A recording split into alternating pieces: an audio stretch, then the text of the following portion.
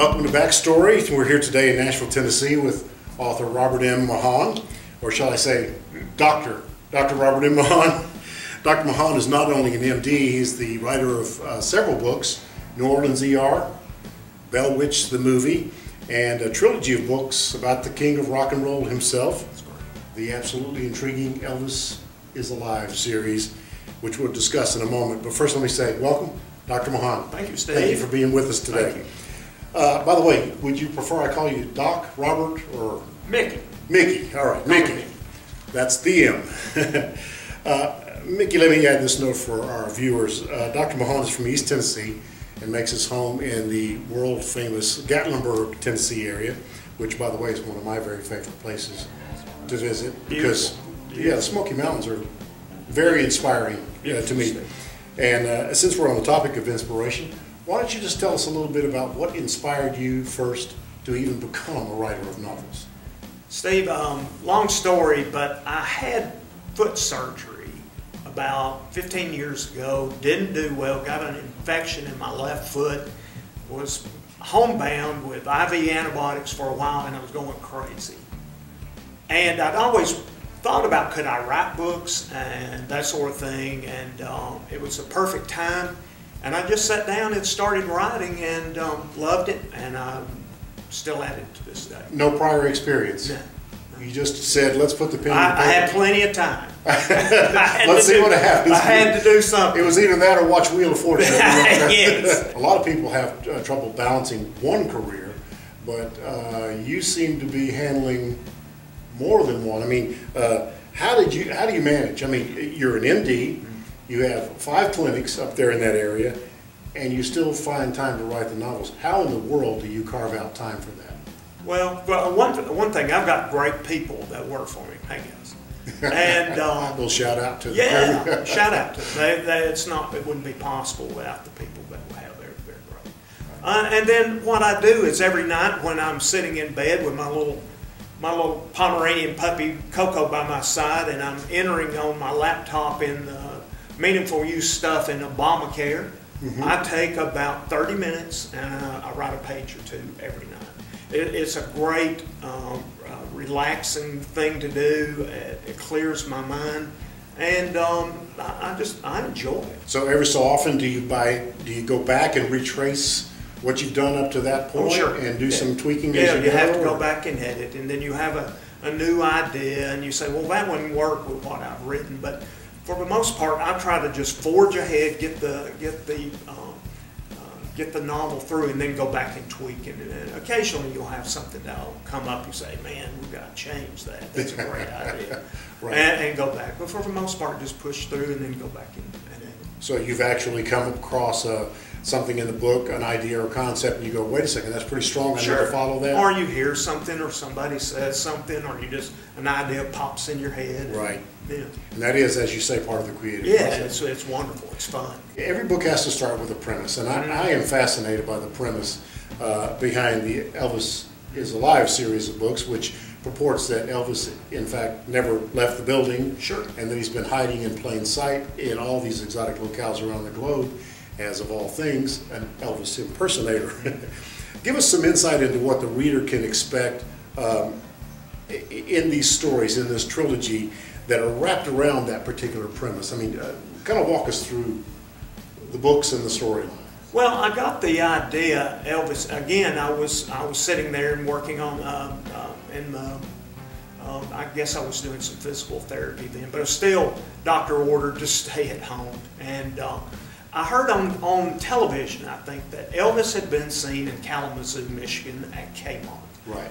And it just popped in my mind immediately, well, wait a minute, maybe the reason everybody sees him and thinks he's alive is he is alive. Maybe it is true.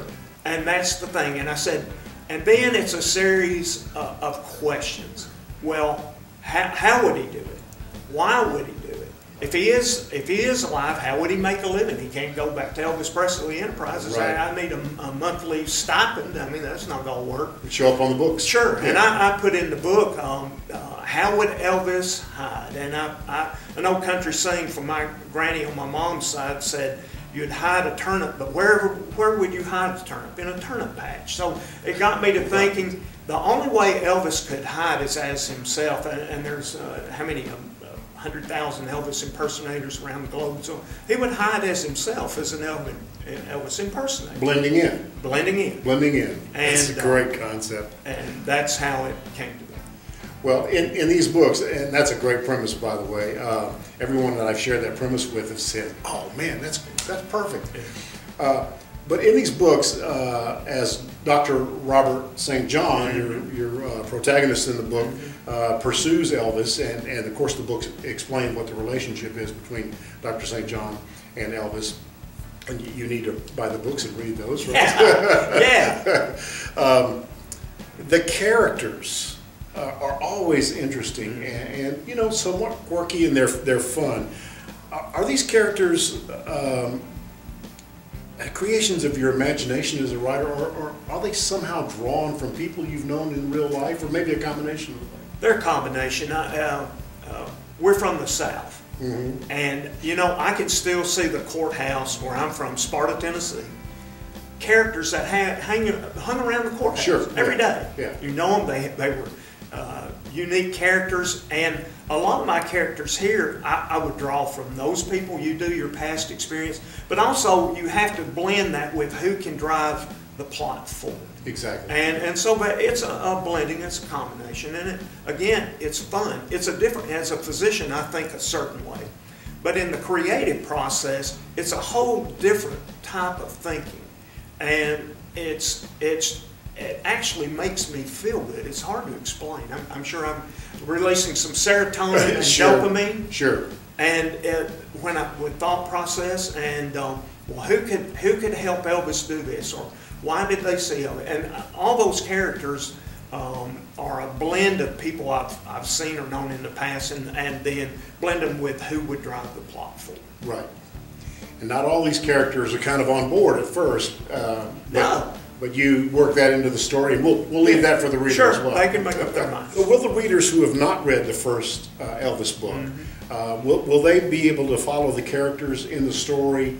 Will they, or is that irrelevant to the discussion here? I mean, yes. Will they understand these characters without having first read the book? Now, we would like you, obviously, to read the first book as well. But each novel is, I would say, self-sustaining. If you picked up the third novel when it comes out, you would enjoy reading that, and I do stand think alone. And it would stand alone. Right. I think it would pique your interest to go back and read the first two novels as they are interrelated, but it would stand alone. You would enjoy reading it. But the series is meant to be read as a series. Right.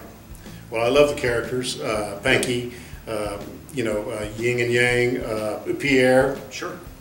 Everybody. I think there's a little bit of each one of these characters and everybody out there. Sure. You can relate to some sort of character trait that they bring to the story. Yes. And it's very interesting. So, what's next for you? Not as a physician, but as an author. Are there talks about movies, theatrical plays? I know these things really lend themselves to that kind of thing. Yeah, we've had a major interest in the series as a motion picture, and let me just leave it at that, because we've had, with that business, it's not really a business. It's just, if it comes together and happens, that's fact. It's the miracle business. That's right. To call it. Yeah. All right. Well, we certainly appreciate your time today. I want to make sure everybody can see the book. I want to show that in camera. It's Elvis Returns, Elvis is Alive Too, by Robert Mickey Maughon. Please pick it up. And that website is www.elvisreturnsbook.com. And like I said, the book is available in all e-book formats, and very soon in print on demand for those who like those pages in their hands. Sure. Mickey, is there anything else you want to add? Elvis is alive. Elvis is alive. Thank you for being with us today. Yes, sir. Thank you for tuning in to Backstory. We'll see you.